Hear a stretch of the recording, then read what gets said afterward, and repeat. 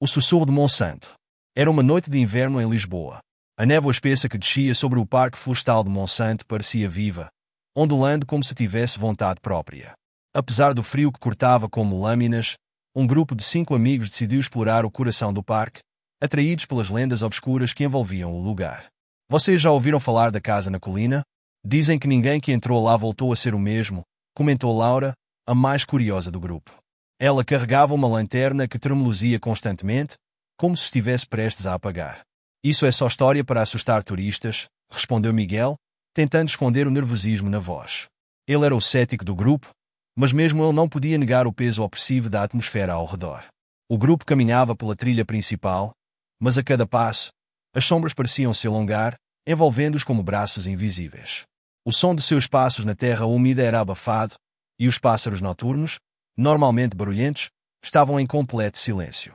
De repente, Sara parou abruptamente. Vocês ouviram isso? Todos se entreolharam. O silêncio foi interrompido por um som baixo e distante, como um sussurro. Devem ser os ventos nas árvores, disse Miguel, tentando soar convincente. Mas o som se repetiu, desta vez mais alto.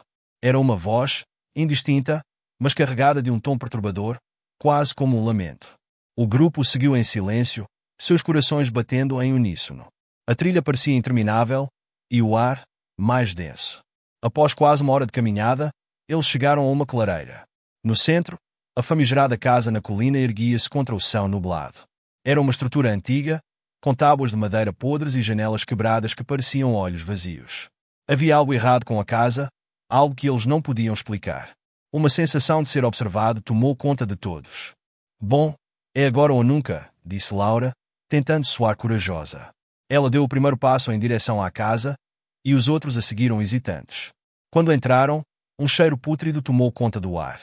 O interior era escuro, com móveis cobertos de poeira e teias de aranha pendendo do teto. Mas o que mais chamava a atenção era o frio. Era muito mais frio lá dentro do que fora, quase sobrenatural. Isto não parece normal, disse Sara, abraçando-se para se aquecer. Eles exploraram o andar térreo, encontrando apenas sinais de abandono, marcas de queimadura nas paredes, inscrições incompreensíveis no chão e objetos antigos que pareciam fora de lugar. Foi então que ouviram passos no andar de cima. Passos leves, como se alguém estivesse andando descalço. Miguel, tentando manter a compostura, sugeriu que fosse um animal. Mas todos sabiam que aquilo não era um animal. Vamos embora, implorou João, o mais quieto do grupo, mas Laura insistiu em investigar.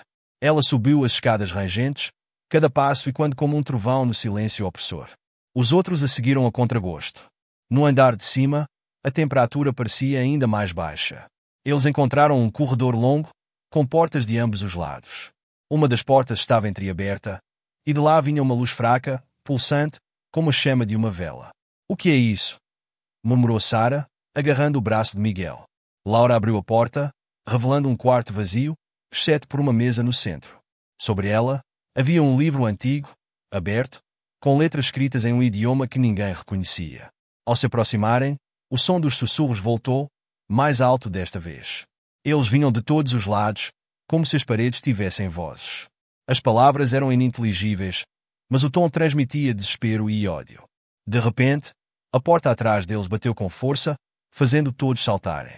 A luz da lanterna de Laura piscou violentamente antes de apagar completamente. Na escuridão, eles ouviram risos, risos baixos e distorcidos. Precisamos sair daqui, gritou João, tentando abrir a porta, mas ela não se movia.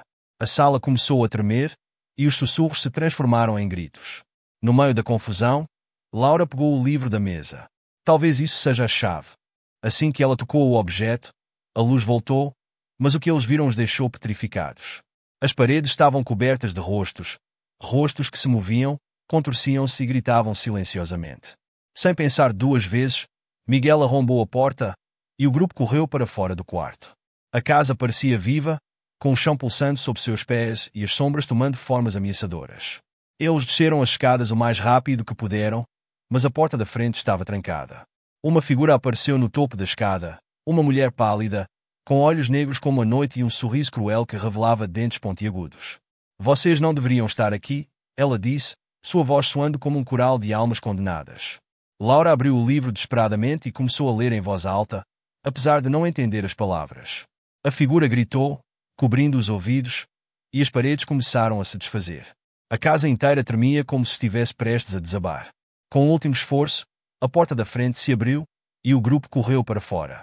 Assim que passaram pela porta, a casa desmoronou atrás deles, deixando apenas uma pilha de entulho. Eles ficaram em silêncio por um longo tempo, tentando recuperar o fôlego. Laura ainda segurava o livro, agora fechado. Acho que nunca deveríamos ter vindo, disse ela finalmente. Quando começaram a caminhar de volta pela trilha, perceberam algo estranho. O parque parecia diferente, mais escuro, mais denso. E os sussurros não haviam desaparecido. Na verdade, pareciam segui-los. Naquela noite, nenhum deles conseguiu dormir.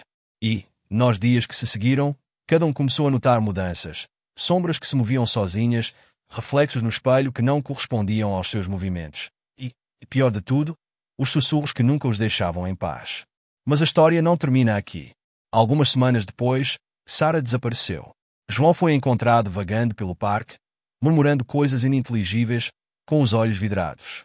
Miguel decidiu queimar o livro, mas assim que o fogo tocou as páginas, a chama apagou instantaneamente, deixando o ar impregnado com um cheiro de enxofre. Laura, agora sozinha e assombrada, passou a investigar mais sobre a origem da casa e do livro.